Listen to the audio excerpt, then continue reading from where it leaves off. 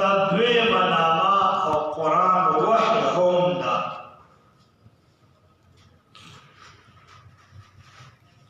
قرآن کریم کی اللہ وی وما ینطق عن الهوا ان هو الا وحی یوحا. قرآن تا وحی ویل شوی. بیا دلته د طالبانو یو سوال دی او بیا د هغې یو جواب. سواب دا دی چې د وحی لغوي معنا څه ده او د قرآن او د وحی په منځ کې څه مناسبت ده. نو عالمان جواب کوي چې د وحی لغوي معناګانې درې دي.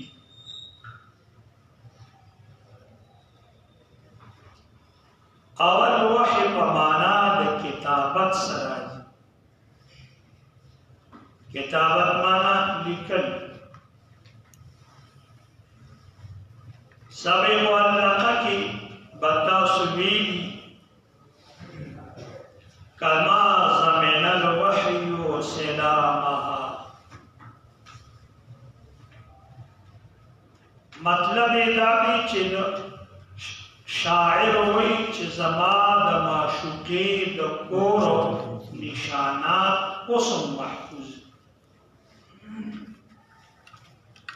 لکه څنګه چې په کاڼي باندې خط شوي او د کاڼي لیکلی شوي شیز محفوظ. بس کاڼي باندې چې لیکل وشي په کاڼي کې دننه نه باران وراني او نه ګلۍ وراني.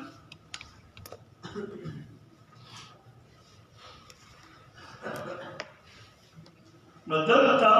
وحی په معنا د کتابت راغلی ده. نو وحی هم د کتابت په معنا راځي یو معنا. دویمه معنا وحی په معنا د اشارې راځي، یعنی چاته اشاره کول دې ته هم وحی وایي لغوي معنا.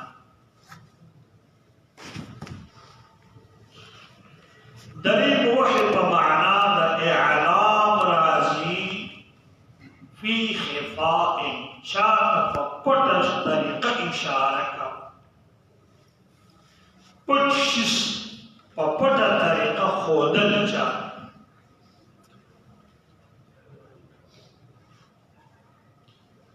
دا درې معناګانې شولې لغوي د وحی. د قرآن او د وحی په منځ کې مناسبت عالمان وایي د قرآن او د وحی په منځ کې مناسبت عموم خصوص مطلق. عموم خصوص مطلق دوه مادې غواړي. یو ماده اجتماعي او دویمه ماده افتراقي.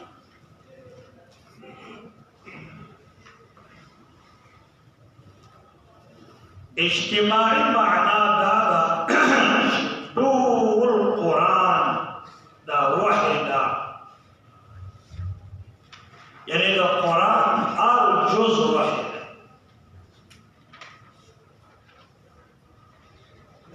لیکن هر وحی قرآن نه دی. قرآن شریف دا اعوذ بالله نوالتر والناس پوری دا قرآن دی ټول وحی ده. خو هر وحی قرآن نه دی. بعض وحی قرآن وحی دوه قسمه راځي، وحی جلی او وحی خفي. وحی خفي الله خپل پیغمبر ته په زړه کې کومې خبرې واچي چې دا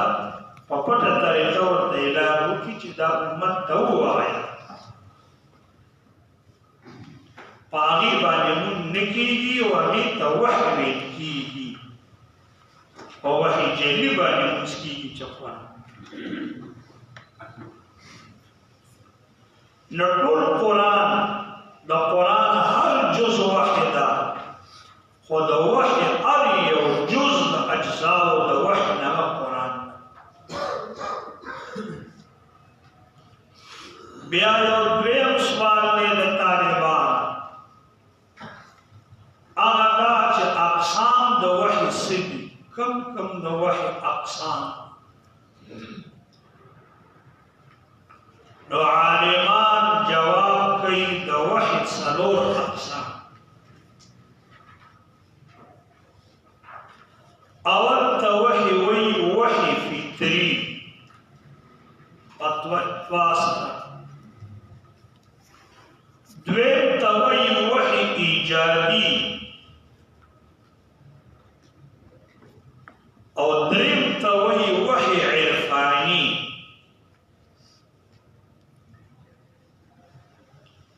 او څلورم ته وی وحي د نبوت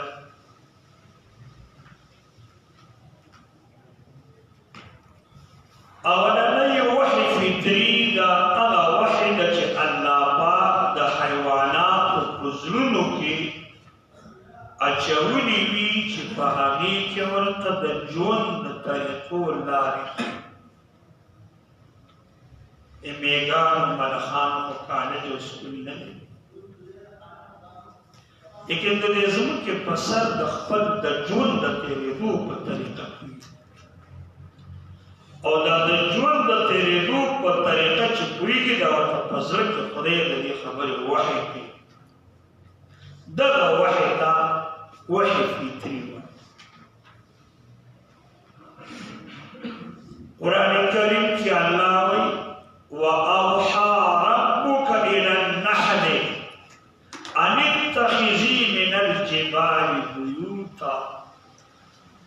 رب کریم وی مونږ وحي وکړه د شاته مچو چې ځان له غرونو په اوچتو ځایونو کې ځایونه د اوسېدو ونیسي د خپل د ژوند د تېرېدو طریقې لارې وښيي خو په صیغه د اوحینا الی النحل دا وحي دا فطري وحي ماشوم چې د مور نه پیدا شي لا پوره منټ تېر شوی نه وي د ماشوم ته د مور د پیو د راوړلو چلې دا ته چا دا هر انسان په دې پوهېږي چې دغه وخت کې د نه عقل داسې او نو ته چا ښودلی نو ته چا آواز کړی دی ته داسې چا لیکن د خپلې مور د سینې نه د پیو د رایستلو طریقه ورته خدای کوي دا د ژوند د دې یوه لاره ده د دغه وخت کې دې لارې ته محتاج دې ته وحي فطري او چې کله وږی کېده دا ماشوم نشي ویلی چې بیبي وږی ما دا پوی راکړه خو د ماشوم طرف جواب ورته ویاړه دغه وخت کې ته نه په پښتو پوهېږې او نه په انګلیش پوهېږې او نه په عربۍ پوهېږې لیکن جړا داسې شیز دی چې دا سکول نه غواړي وجاړه اوس به مور رامنډه کړي او تا به خپلې سینې ته واچوي دا د دې خپل ژوند د طریقې ښودل دا دلته دغې ته وحي وایي او دا وحي فطري ده دا ټول مخلوق ته خدای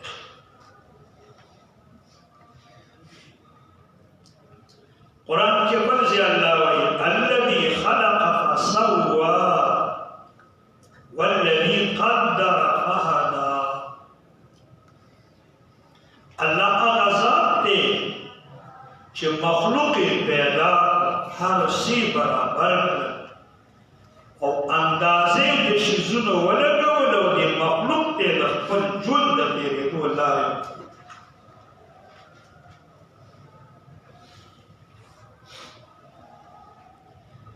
دقه ته ویل کېږي وحي فطري دا میږیانو ته کېږي دا مارغانو ته کېږي دا حیوانات دویمه وحی ایجادي ده. ایجادي وحی هغه ده چې الله پاک د انسانانو په زړونو کې د ناشناو د شیزونو د پیدا کولو طریقې او چل درته په ذهن کې اچوي.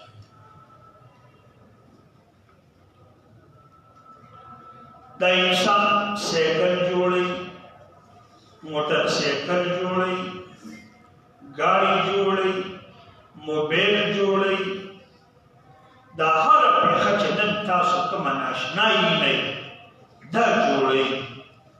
دې انسان ته په دې ذهن کې د دې اچول چې څوک کوي هغه الله دی او د دغې اچول نوم دی وحي ایجادي.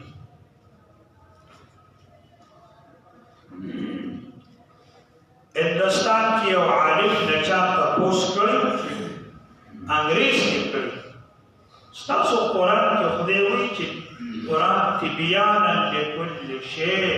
هر شي وضاحت کوي. قرآن کې خو د لوسپیکر وضاحت نشته دی او لوسپیکر بیان پکې نشته، د ټیم پکې نشته، د بمونو پکې نشته، د ډراغونو پکې نشته. دا نوي ایجادي شیزونه یې ورته وکړل، دا ټول پکې شته.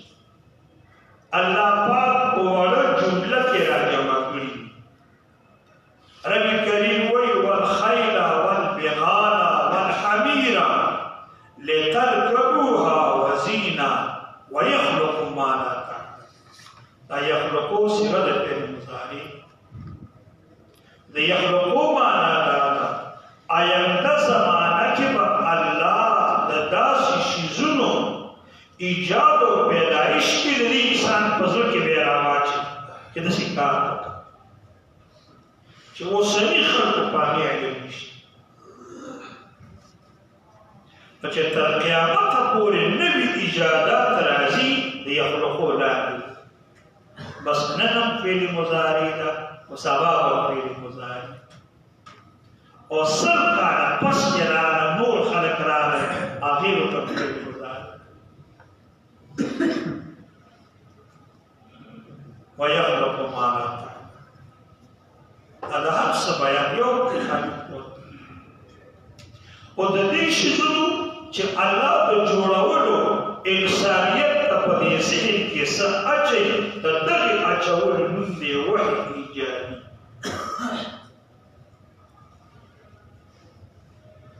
صحابه کرامو ته د دې شیزونو د جوړولو په ذهن کې دا واچول، دا دومره ضروري نه و. هغه زمانه کې دین او خورول ضروري، که نه هغه زموږ نه ذهین زیات.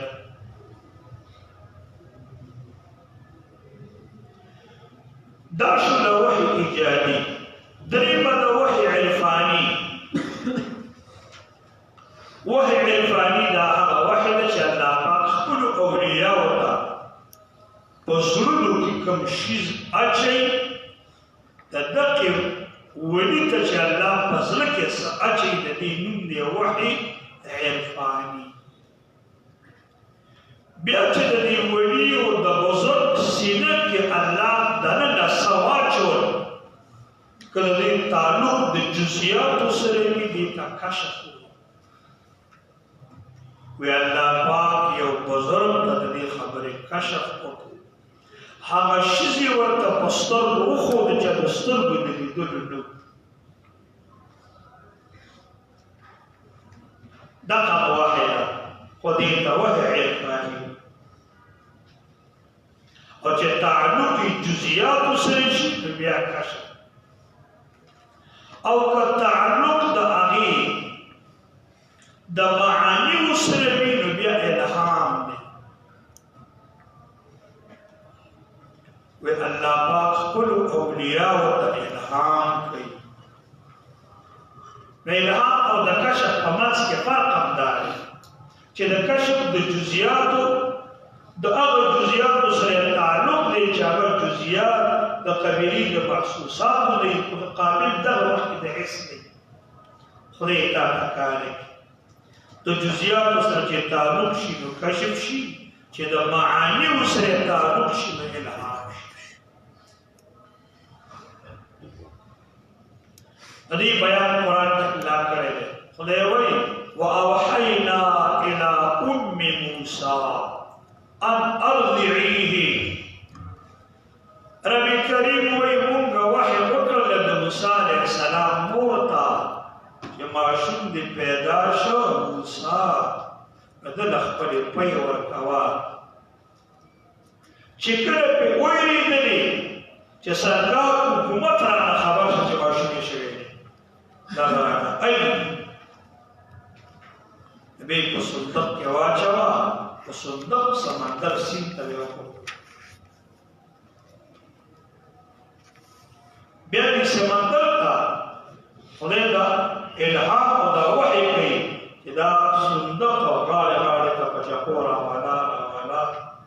او د فرعون د کور ته چې کوم لختې او نیر تللی دی په اخر ما ورته کوي صندوق چا روان کړی ای توکلي روان نه دی توکل نه دی یو عجیبه حکومت دی نگراني روان د موسی علیه السلام مور نبیه نه وه او نه رسوله وه لیکن د الله په دوستانو کې د خدای ولویه وه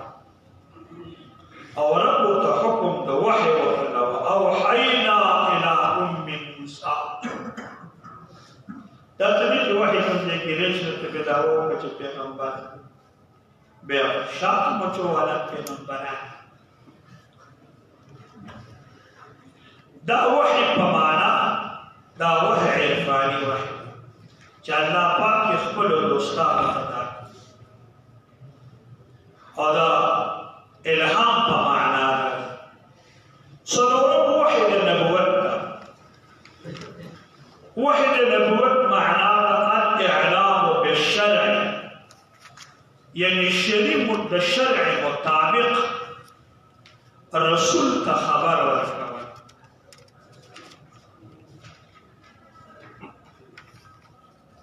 بیا دا وحی چې کومه د نبوت وحی ده وحی د نبوت چې اعلام بالشرع دی دا په خپل کور کې دوه قسمه دي یو ته وایي وحی بالواسطه او دویم ته وایي وحی بلا واسطه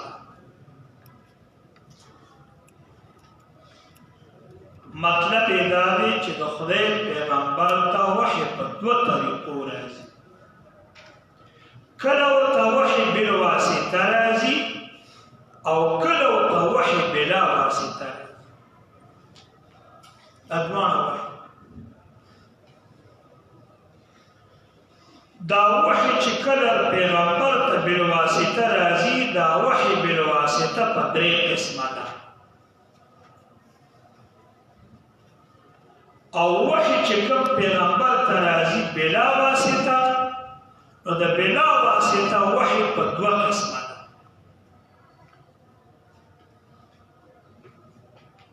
وحی بالواسطه اول ته وحی سلسلی وي په سواد سره وحی سلسلی سلسلی هغه وحی ته وایي چې مسلسل رواني دي چې قدرېدل دي چې وقفه کول وي لکه د جرس او د ګیګلي ټنګه یو سروې دی هغه په دې غاړه کې ګیګړې او جرس واچوي دا سروې ګرځي د ټنګه او اواز کول مسلسل دی او وقفه نه کوي دقشان زمان پیغمبر فرمائی احیانا یأتینی مثل سلسلة الجرس کل کلمات وحی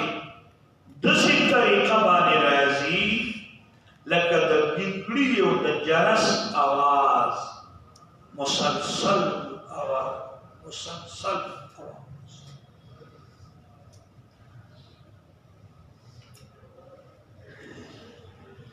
دا چې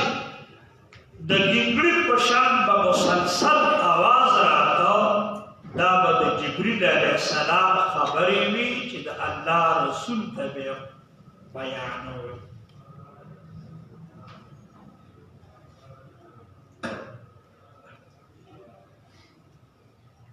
او دویمه وحی بالواسطه هغې ته وحی تمثیلي وایي. وحی تمثیلی دا هغه وحی و چې جبریل علیه السلام به زموږ پیغمبر له راغی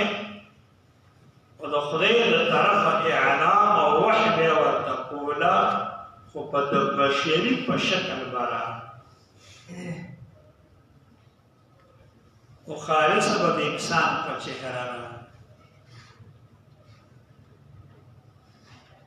او صحابه کرام به ونه پېژنده چې چا چېرته دا خو په داسې علم دی پرې راغی چې هغه یو سړی دی راغی دی به د کوم ځای بخاري کې او مسلم کې د ټولو کې روایت دی چې صحابه کرام نبي علیه السلام سره ناست وو. یو ځل یو سړی راغی او نوجوان سړی دی د بدن ویښته سر او ګیرې ته کته ورغی جامې سپینې د سفر علامات کې بالکل نشته نه پې خولې شته نه پې د سفر څه په کپړو کې څه اثر شته نه پې ستړیوالی شته ولا یعرفنا احد چا نه پېژني دې مجلس او زمون د پیغمبر نه تپوس وکړو چې ما ته د ایمان ووایه ایمان څه ته وایي بیا وایي اسلام څه ته وایي. دا سړي چې کله روان شو نبی کریم علیه السلام وفرمایل دا پېژنه بهذا جبریل تاسو تپوس نه کولو الله پیغمبر راولي فرشته راولي دا جبریل دا چې کومې خبرې ما ته کوي دغې ته وحي تمثیلي وایي د بشري په شکل کې راغلې خبرې. او صحابه کرامو کې یو صحابي دی دحیة الکلبي ورته غالبا چې به د بشر په شکل جبریل راته نو د ده په شکل شو بابا به زموږ باندې ټول دا خیال و چې دا دحیة الکلبي نبي علیه السلام سره بیا خبرې وکړلې جومات نه ولاړ وبې ویل حضرت دا جبریل موږ چې به معلومات دحیة الکلبي نه ابا دې خبر نه نو خبر دته وحي تمثیلي داسې وحي اسانه به پیغمبر ته د هغه په زړه کې دا یادېدلو کېناستل به په داسې طریقه د وحي اسانه او کومه چې به وحي سلسلي وه د هغې طریقې وحي زده کول به پیغمبر باندې به ګران پرېوتل دشوار مشقت نه پې اچوي.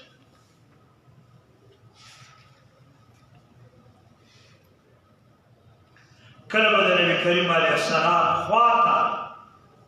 چې وحي به شروع شو د شاتو د بچو د بنګال په شان اواز به یې خواته کېده لکه ډېرې د شاتو مچۍ و دا راغلي مچۍ د شاتو نه ښکاري خو اواز داسې ښکاري لکه د شاتو مچۍ چې راجمع کړي او ډېري او که بنګال کوي.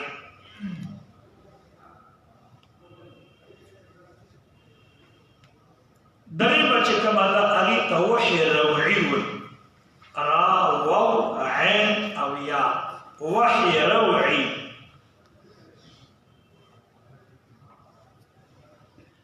وحي روعي دا هغه وحي ده چې جبریل به نبي کریم علیه السلام ته په زړه کې یوه خبره واچوله نبی کریم علیہ السلام رضا برانا لیکن نه به د شاتو مچیو نه د جرس او نه د بشري په شکل نه د تپسل په شکل بدانه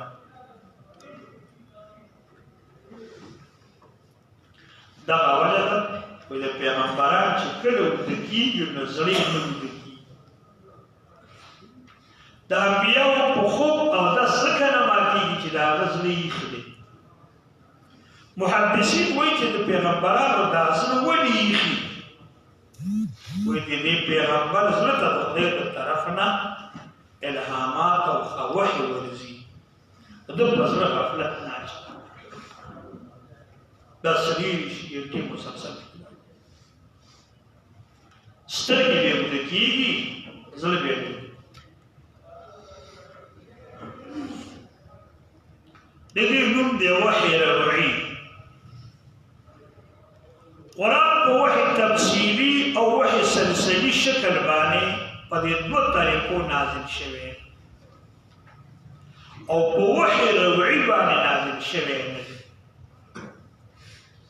دا قرآن وحي ده خو دا وحي په دې دوه طریقو راغلی د پیغمبر د وحي سلسلي په شکل او د وحي تمثیلي په شکل او د وحي ربعي په شکل باندې قرآن راغلی نه دی نورې خبرې نه دي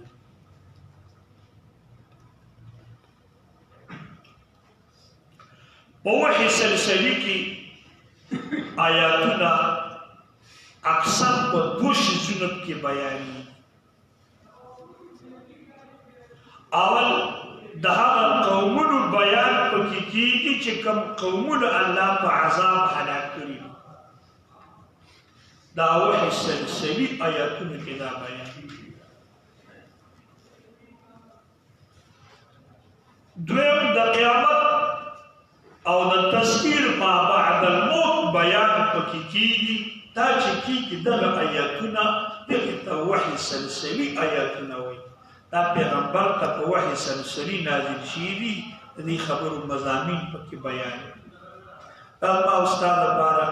یوه نښه چې موږ آیاتونه وایو چې دا راځي نو ړله دا راشي کله چې دا آیاتونه په وحي سلسلي شکل نازل شي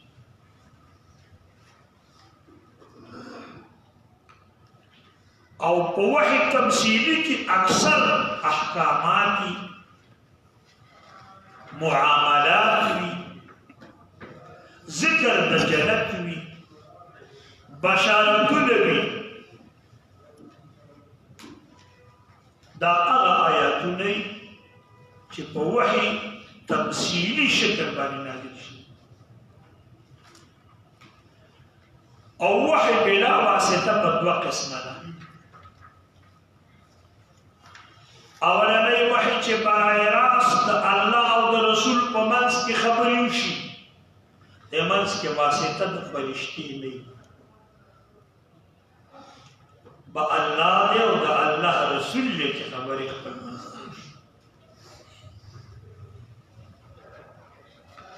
لکه نبی کریم صلی الله علیه وسلم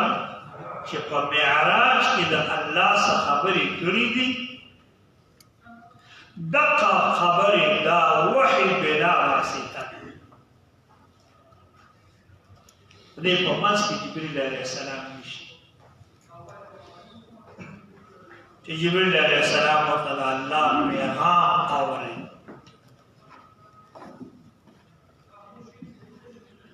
بعض عالمان وایي چې وحي سلسلي هم برای راست خبرې وي د الله د طرف نه پیغمبر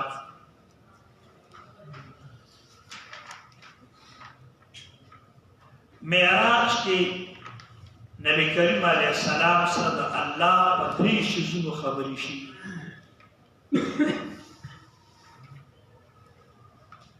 اول د 50 منځونو فرضیت او بیا نبی کریم علیه السلام بار ورتلل او هغه د 50 ته راتلل په معراج کې یو قسمه خبره ده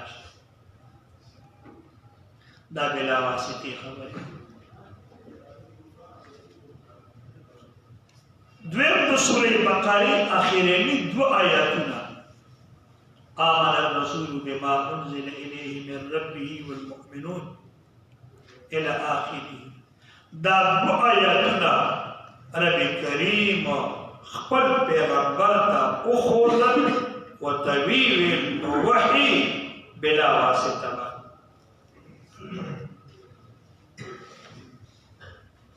او دریم نبی کریم علیہ السلام زما د امت سغلطین یو د څو ګناهونو د عفو دا ما سره په معراج کې وشولي دا وحي بلا واسطه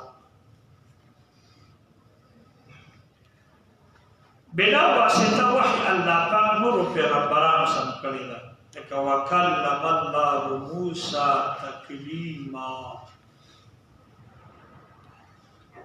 الله رب العزت موسی علیہ السلام سره خبرې کړې دي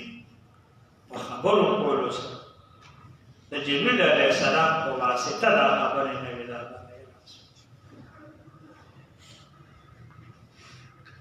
دا د قرآن لغوي معنا او د وحي سره چې کومه مناسبت وي اجمالی طریقه ده اصطلاح کې قرآن څه ته وایي اصطلاحي معنا د قرآن هو الكتاب العربي المبين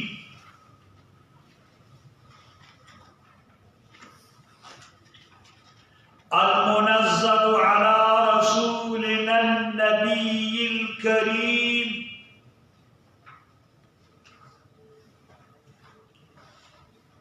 المعجز المتحدى به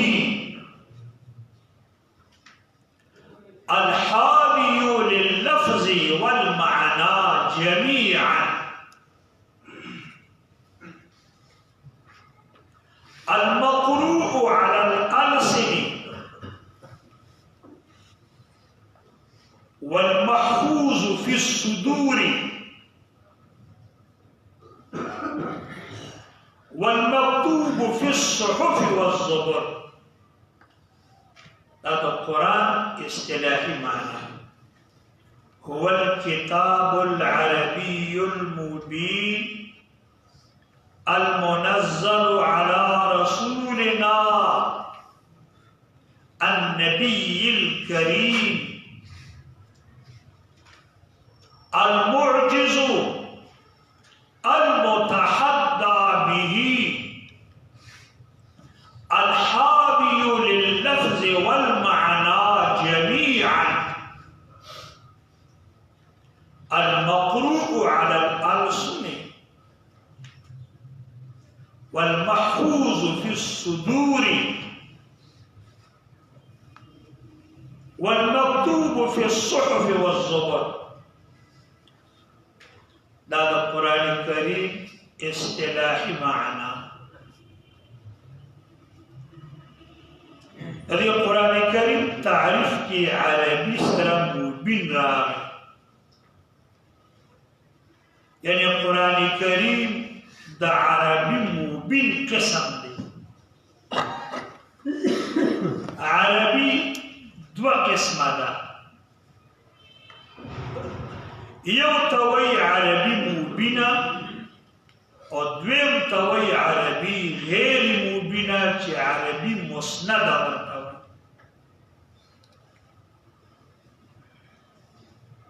د حجاز د علاقې زبان دا عربي مبينه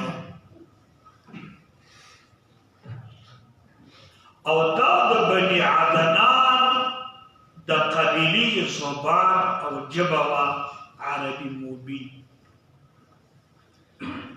او عدنان د نبی کریم صلی الله علیه وسلم یوشتم نیکو سومنیکی یوشتم دا د یوشتم نیکو چې د عدنان نه چې کوم زبان را روانو دغه بني عدنان به دوی ته وی د دوی زبان عربي مبين او د یمن جبا عربي مسنده هم عربي او عربي بيويلا وعربي مبينة عربي دوينا دوی عربي مسنده او د یمن د خلکو نیکو قحطان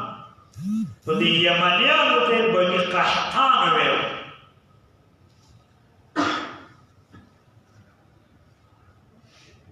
نبی کریم صلی الله علیه وسلم او قریش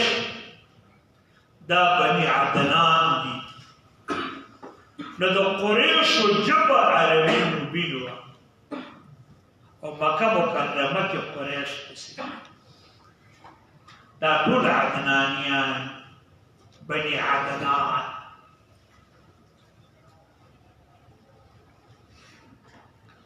او د یمن ژبه عربي مسنده وه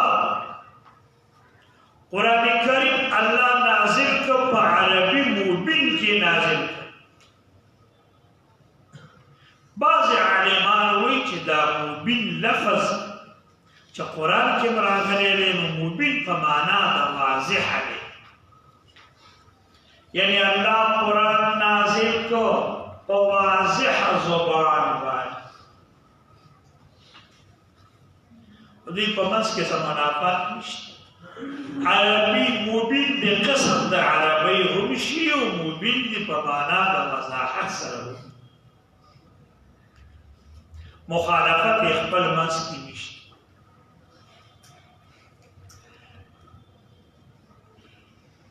لیکن بعض صحابه کرامو دي صحابه کرامو کې به عربي خطونو ته یاد وه خو د بعض صحابه کرامو عربي ژبه عربي مبینه نه وه په ډېرو خبرو به نه پوهېدل ځکه دا دوی زبان نه مثال په طور باندې لکه ابو هريره یمني دی د یمن زبان عربي وه خو عربي مسنده دا چې کله ایمان راوړه نو ابو هريره وایي چې ما سکین لفظ نه پېژانده چې سکین څه شي اگر چې عربي زموږ زبان دا زموږ د زبان د عربي مسند کلمه نه وه نو ما تپوس وکړو د سکین دی څه شي دغه قرآن کریم کې الله رب العزت فرمایي والنخل باسقات بما باسقات نه پېژني باسقات څه شي دا څنګه چې د لرې زمانې لغت ماته راغی لکه پښتون ته د 400 کاله مخکې لغت وي نه دا به خلکو استعمال خو چونکې زمونږ او د دوی زبان کې فرق د دوی په زبان کې به هر چا پېژانده یو خاص لغت نه و خو لیکن دا د دوی په زبانو زمونږ په زبان کې مستعمل نه عربي مبین قرآن شریف الله نازل که په عربی کې نازل اول انتخاب خدای عربی کې څه کمالات دي چې دا کمالات په بله ژبه کې نشته نن د دنیا خلک ډېر توجه انګلیش ته ورکړي لیکن د انګلیش کې چې کومې خامې دي هغه خامې یې پټوي نشي او په دې ژبو کې چې څه کمې دی دا کمې ولا نشي پټوي نشي ولا ختمولی ته تاسو ته اول وایي په دې ټولو ژبو کې پښتو ده که اردو ده که فارسي ده که انګلیش دی د واحد دپاره اوسه صیغه شته د جمع دپاره اوسه صیغه شته خو د مثنا دپاره اوسه صیغه نشته دا د ژبو نقصان دی پښتانه وایي سړی دا مفرد دی او جمع وایي سړي خو چې د دوو دپاره بیا عدد به اوسه وی دلته لغت نشته دوه سړي نو سړي مغه جمع کړله د عدد په وجې دوه پې جوړ اردو دقه شی فارسی دقه شی دی انګلیش دقه شی دا کمان په دې عربی کې پروت دا بل څه نشته تاسو خبر ته خیال نه کنه دا خبره د نورو ژبو نشته دا نقصانات 15 قسمه کمالات په عربي زبان کې پراته دي چې دا د دنیا په نورو ژبو کې نشته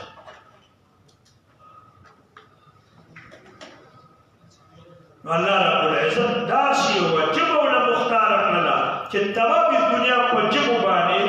د کمالاتو په لحاظ غالبه او دومره فراخي په الفاظو کې پراته ده چې د یو زبان کې هم دومره فراخي نشته د زمري په عربۍ کې 1050 نامې او زمری یو څو نامې دي حناظر و نحناظر و شکناظر په دې یوه قصیده یو عالم لیکل او د زمري ټولې نامې راجمع کړي د مصیبت په عربۍ کې 450 نامې 450 نامې د مصیبت د مصیبت نامې زده کول مصیبت 450 نامې چې زده کوي په سر باندې تل شي دا خپله مصیبت دی د فراخي چې خدای کومه ورکړې ده ته مخکې شي خدي د دې نه وروسته المنزل على رسولنا ډېر کتابونه نازل شوي دي او قرآن په عربۍ مبینه نازل دی او زموږ په رسول چې محمد مصطفی دی دنا او المعجزو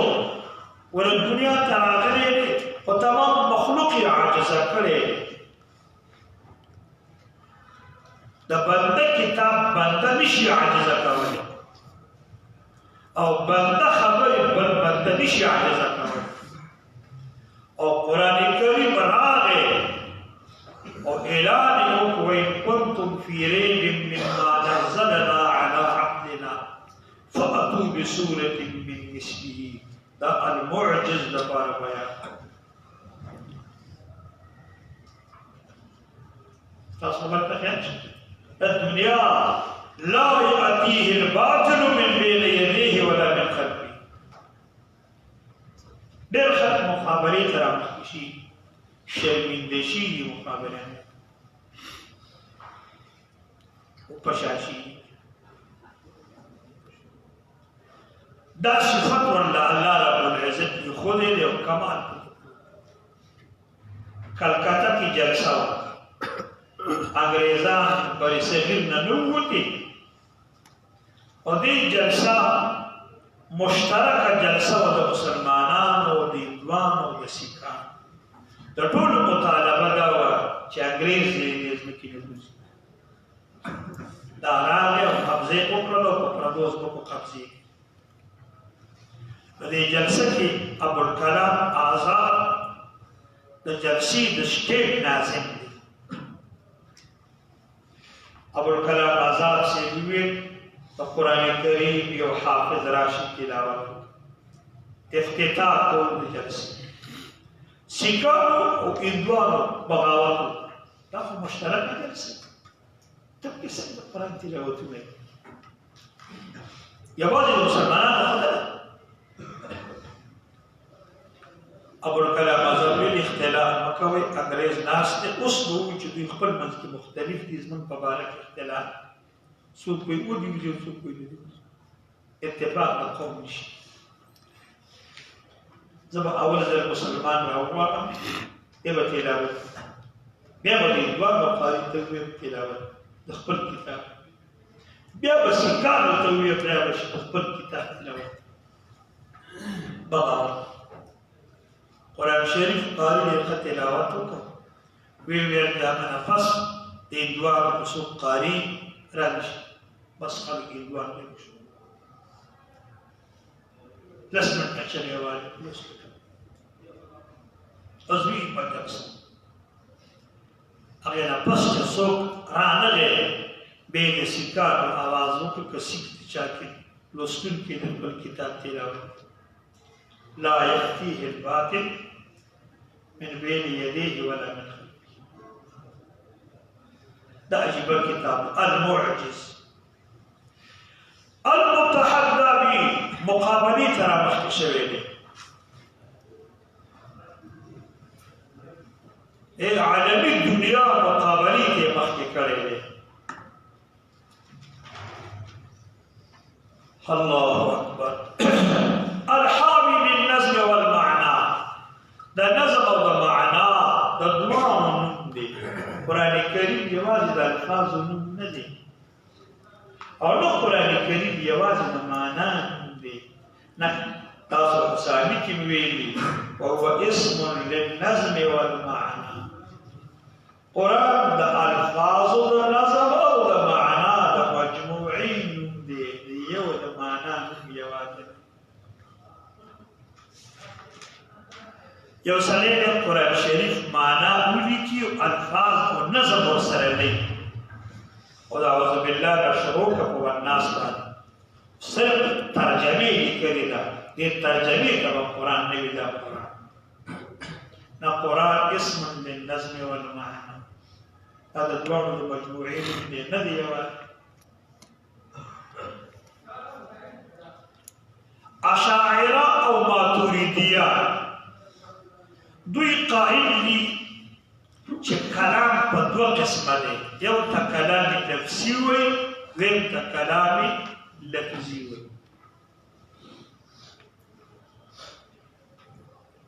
لیکن فقها اصولین په دې تقسیم قائل نه او یو د خدای د کتاب په دې تقسیم دي قائل چې کلام په دوه قسمه دی یو لفظي او بل نفسي فقها اصولین پر تقسیم قائل لی المقروع على الابصر پجرم بانی لوستلی کیگی صبر چی په دنیا کې قرآن لوستلی کیگی دمر بل کتاب په دنیا کې لوستل والا نشي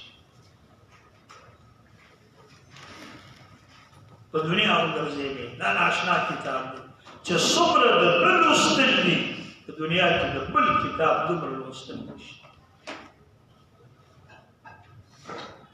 المحفوظ فی الصدور او دا کتاب دی چې د خلقو په سینو کې دننه پروت دی یاد دی زموږ استادو زمانه کې د قرآن شریف حافظان او حافظات 2 کروڑ ته ورسېدل د ځمکې په سر داسې کتاب نه تېر شوی دی او نه موجوده شته چې 2 کروڑ حافظان وي دنیا کې دا یو بالکل ورته خلق حیات داسې علاقې شته دی چې کلي ټول حافظان خزر علمگیر باچا په سفر باندې ته چکر یوال سیاحت دپاره په یوه علاقه ورغی د مکې ناست دي یو فوجي دی بار ووته یو زنانه را روانې وي اوبې کلي ته د چینو نه راغلي دا ټولې زنانه د یو بل سره ګپ نه لګي دا سړی حیران شو دا ښځه چې خبرې نه کوي د بلې ښځې سره نو څو حالات به یا به مړی یا به اوږدی یا بیا خوله کې ترمامې کوي دې 3 حالاتو کې ښځه خبرې نه شي کولی چې دا 3 حالات نه وي نو ښځې خوله نه وړي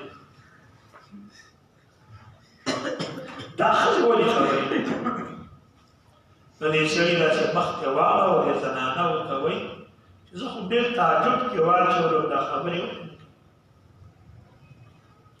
وی هغه ښځه ورته ویل چې هغه مسافر وکړه دا حافظان دي دا قرآن کرده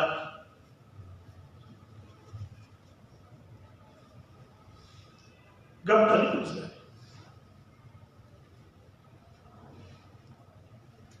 او بیا دومره حافظان دلته سړي حافظان یو ښځه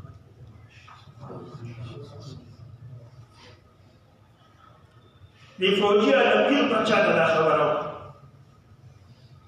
عالمګیر باچا په خپله د قرآن حافظ دی حیران شو. ویل چې بېګا د دې کلي کې جومات کې شپه دا خلک دې ښځو دروغ ویل که رښتیا یې اوس هم راوتي په سیاحه کې ماخوستن چې مونځ یې کله وکړ ماښام نه پس یو سړی راغی ناوخته جومات ته او ته یې لکه ولې ناوخته راغی دا ورته ویل مېلمه زما زه شپونکی یم د کلي څاروي سرومه په مزدورۍ باندې نو چېرې ګڼې مې لرې بولې وې ناوخته شته ویې ښه داسې کار وکړه چې زه چېرې مېرې چې سنبال کړې ډوډۍ دې خوړله ماخوستن موږ ته په 2 رکعته لمونځ کې راته ختم دغه خبره اورېدل ول هغې رښتیا معلوموله چې دا کلي خلک رښتیا پیدا او یو مېلمه چې ته دومره شوقي بلکل زه به د خیر روټۍ موټۍ وخورم نو ځان به تیار کړو خو چې ماخوستن لمونځ کېږي د خیر غټې شپې دي د ژمي 2 رکعته مونږ ماخوستن چې څه به وشول سړی یې مخکې د شپونکو د چېړو شپونکي او دا تاسو ته پته ده چې سړی راشي د غره نه او چېړه یې راوړله او نه دې ګردان کړی او ته ودرېږې په بېګا ته ختم وکړو دا خو حافظان نه تپوس وکړې درنه خبره وایي سړي داسې قرآن شریف ویلو لکه روسیې کلاشینکوف چټکي نه ودرېدو او نه په شاته راته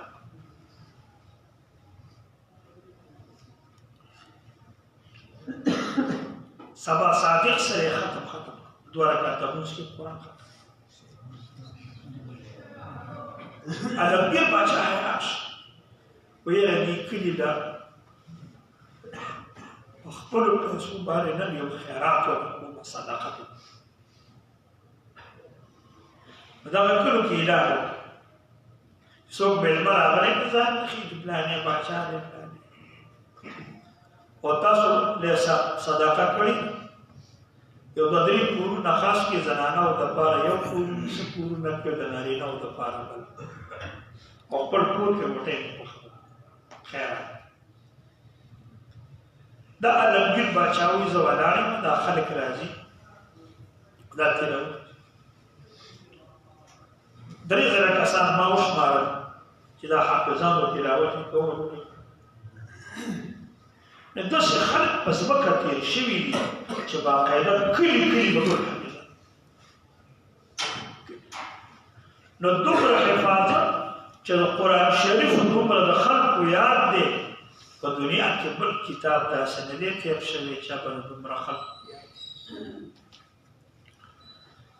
د دې نه وروسته د قرآن کریم موضوع ده او دویم د قرآن کریم غرض د قرآن کریم موضوع اصح قول دا دی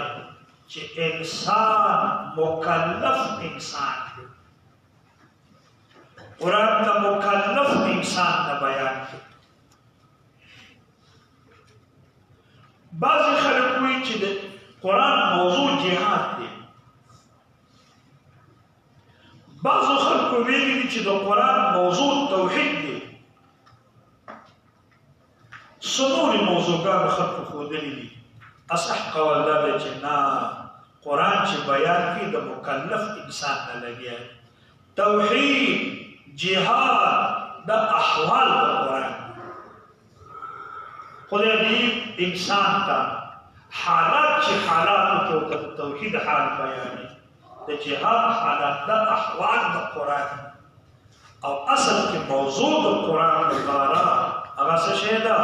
انسان مکلف دی د مکلف انسان نه لګي لیونی نه لګي مکلف نه ماشوم نه لګي مکلف نه د مکلف انسان د قرآن موضوع غرض د قرآن څه دی؟ د قرآن کریم غرض هغه دا انسان مکلف انسان ته د امن او د سکون ژوند په دنیا کې ورکول. هر کار چې سړی زده کوي څه غرض وي. د سکول د ویلو څه غرض شته. دا پلاران د بچو ته ترغیبي شکل باندې سکول ورته لاړ شه بچي. سکول کې به څه چې سبا به مقرر شي. خلک به ډېري کوي په نورونو په بارانونو ته به سرکاري نوکري دفتر کې به ناست وي. دا یې غرض دی د سکول. ستا به تنخواه هر کال ډېرېږي او چې کله سرکار حکومت نه دې تېر شوې بیا به درته تنخواه په کور میلاوېږي. که مړ شوې بیا به دې ښځې ته میلاوي. که مړه شوله بیا به د معذور بچو ته میلاوي. دا د سکول غرض دی. دغه د قرآن غرض شته. خو د قرآن غرض یوازې دنیا سره تعلق نه دی. قرآن غرض ډېر وسیع دی او انسان ته د امن او د سکون او د حیا او د لذت ژوند ورکوي. قرآن باندې چې څوک ایمان راوړي او عمل پرې وکړي په خپل ملک کې دا قرآن شایع شي خلکو له د امن ژوند ورکوي. امن زندګي لازمي د رکوع نه امن لازمي. زمونږ او ستاسو زندګیانو کې نن دنیا کې امن نشته. نه چا د سر امن شته، نه د چا د جیب امن شته، نه د چا د کور امن شته، نه د چا د مال امن شته. ولی باران طالب به سایکل ودرولی دی چې دی هم سایکل نشته. موټر سایکل ودی خدای تعالی کې څه وخت مات دا کارې څنګه ماته دا امن ختم دی. وجه دا ده چې د قرآن غرض دنیا کې نشته. قرآن شریف باندې نه یې څوک ول او نه پرې څوک عمل او نه یې څوک د خپل ژوند دپاره یو قانون جوړی چې دا زما د ژوند یو قانون دی. په دې باندې په مزل کوم دا ماته بیان دی. زه د دې موضوع یم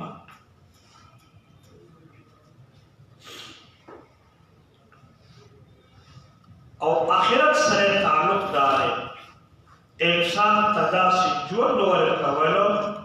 چې داسې ځواني به عمر لري چې بوډاتوب به پکې نه وي. عمر نه به صحت وي چې بیماري به پکې نه وي. عمر نه به غنا وي چې فقیري به پکې نه وي.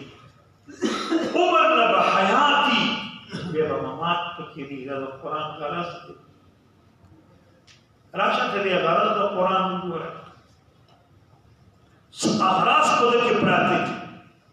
دا تعالی دلته هم ستا دپاره فایدهمند دي او هلته هم ستا دپاره فایدهمند. دا د قرآن کریم غرض. نو قرآن لغوي معنا، قرآن اصطلاحي معنا، د قرآن موضوع تعریف، د قرآن موضوع او د قرآن غرض. دې نه وروسته دویم بحث په تفسیر کې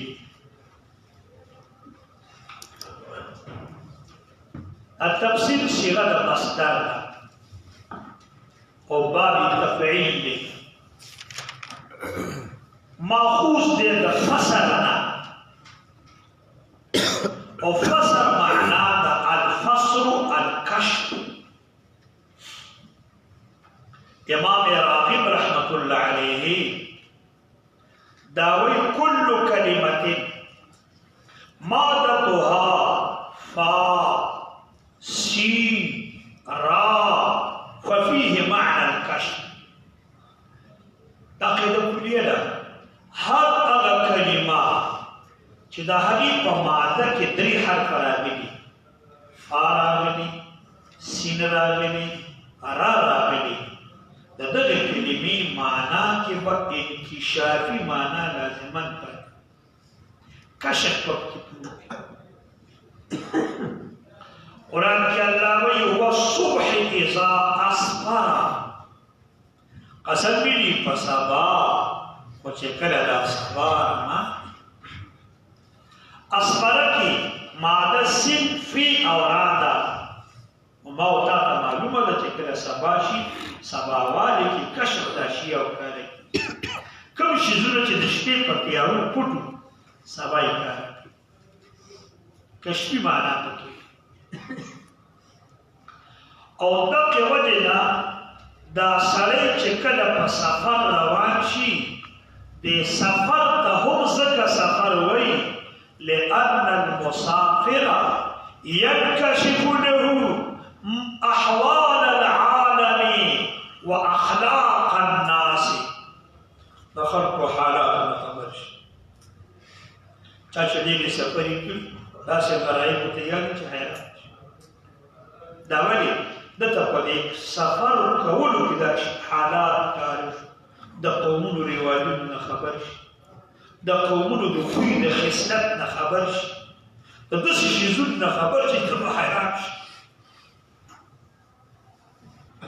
او چې همداسې خپل کلي کې ناسې د خوځېدو نه هغه ته کشفي معنا د خلقو احوال هغه ته یاد دی ایش نه بنئ په دې مسافر ته مسافر ځکه وایي که چې دلته واضحه شوي دي احوال او اخلاق د انسانانو چې دا بل چاته دي او امام راغب رحمه الله دویم وایي چې دا فصل مقلوب دی د سفر حروفو کې قلب شوی دی لیکن فرق پکې دی سفر چې سین مخکې او فا دویمه درجه کې یرا رستی دا مستعملیږي په کشف د اعیانو کې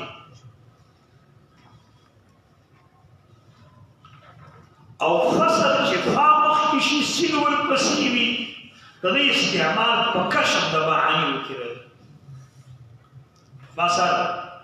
کشف د معانی سفر کشف د اعیان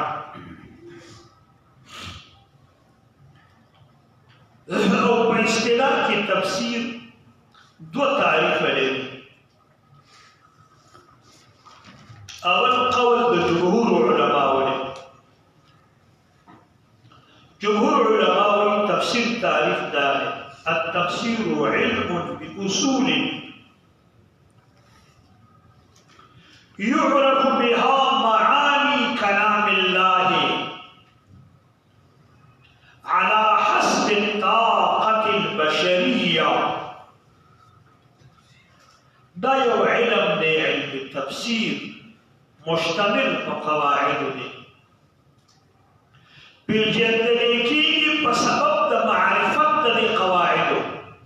معناګانې د الله د کلام خود بشري طاقت برابر بشر چې څومره وسع او طاقت وي د هغې دویم تعریف تفتازاني صاحب کړی تفتازاني صاحب وایي چې تفسیر هو العلم الباحث عن اصول كلام الله من حيث الدلالة على المراد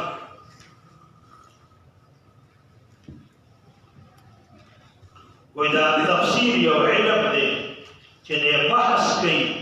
د قوانینو د کلام د الله من حيث الدلالة على المراد داسې بحث کوي چې په مراد دلالت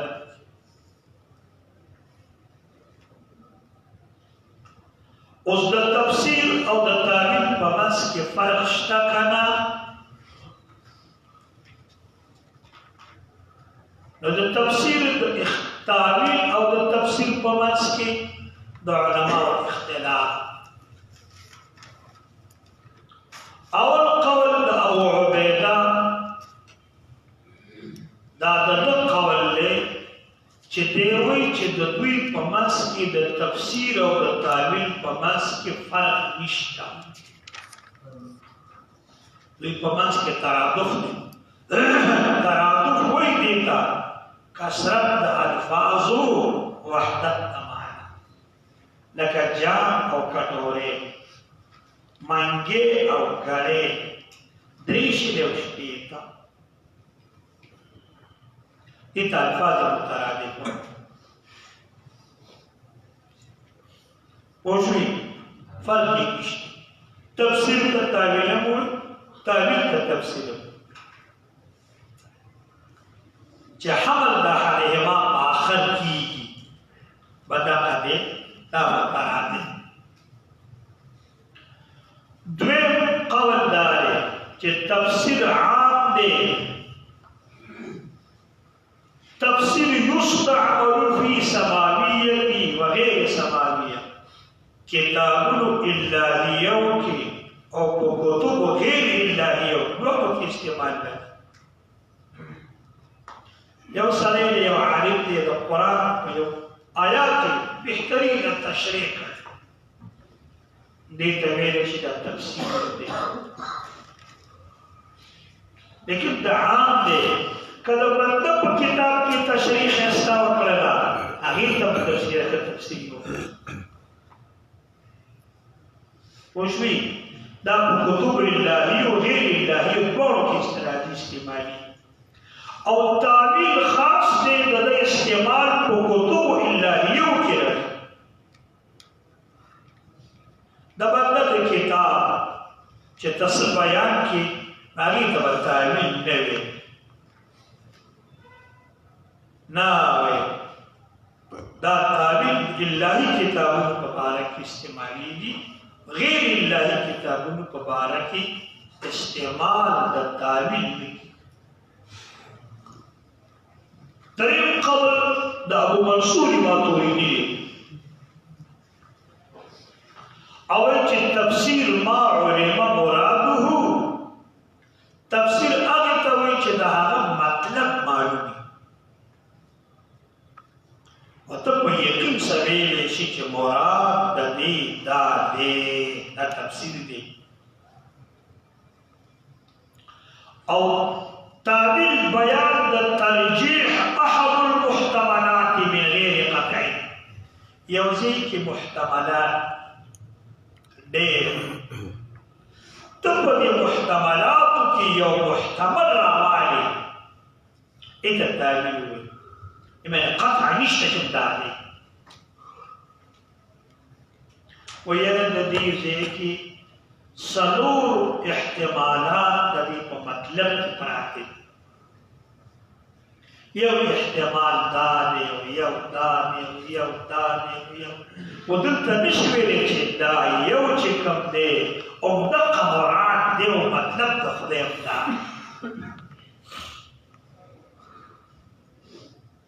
څلورم هغه دا چې تفسیر تعلق لري د روایت سره، او د تعبیر تعلق لري د درایت سره. په روایت چې کله حل د یو ځای کېږي دې ته تفسیر، او په روایت سره چې د یو ځای حل بیان نه وي راغلی دې ته تعبیر وایي. یاره علماو کې تعبیر کړی، موږ سره روایت د دې خبرې نشته. که روایت وي هغه تفسیر، چې تفسیر رسول الله کړی، تفسیر الله کړی، دلته عالمانو تعویل کړی.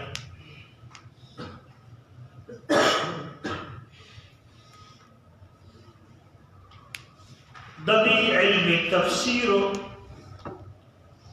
هم یو غایه ده، موضوع. موضوع د علم تفسیر هغه قرآن دی من حیث المعانی. د علم تفسیر موضوع څه شی ده؟ هغه قرآن نه بحث کوي، د معنا په حیث.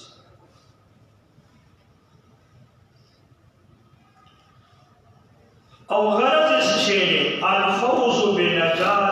بنجات الدارین،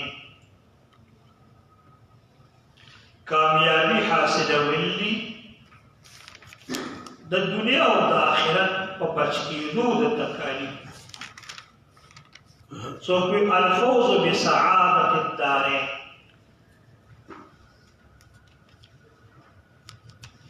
هغه علوم چې په هغې باندې مدد حاصل کیږي په علم تفسیر کې علم تفسیر چې ته کله کې نو ته به کوم علم ته حاجت لرې چا علم باندې به ستا عبوري په هغې باندې به ستا پوره مهارت وي اول کتاب د الله قرآن تفسیر چې کې نو په قرآن باندې مهارت خپلې دا یو وجه ده حافظ ابن حجر وایي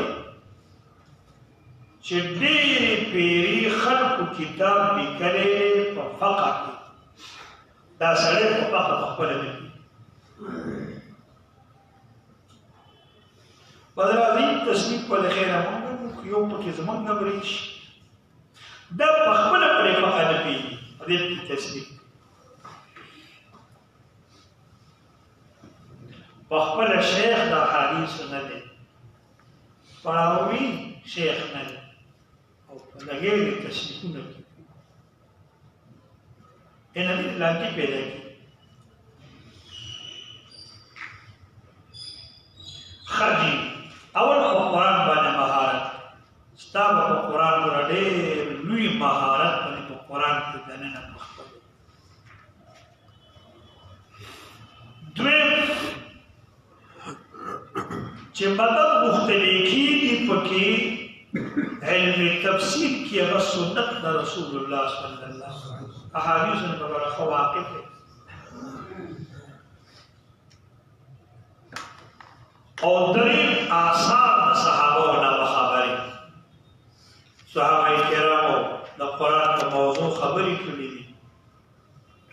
په قرآن شریف په آیاتونو خبرې کړې دي هغه آثار د صحابو هم ته نقل دي یو مسائل مې خبر مې څلورم د فصحاو د عربو نه خبرې په دې علم عربي باندې بستا عبور حاصل نو چې عبور دې کلک حاصل وي ته به د زبان په رازونو پوهېږي چې سړی په زبان په رازونو خبردار وي سړی د خبرې په مطلب پوره پوهېږي چې په کوم ځای ودرېږم زه د کلام په غرض په رازونو پوهېږم او که په دې ځای باندې ته ودرېدلې تا ته به څه مسله جوړېږي او که ونه درېدلې څه به جوړېږي دا خبره به یوه کېږي درته که دوه کېږي که یو بل در دوه کېږي دې کې به ډول مهارت لري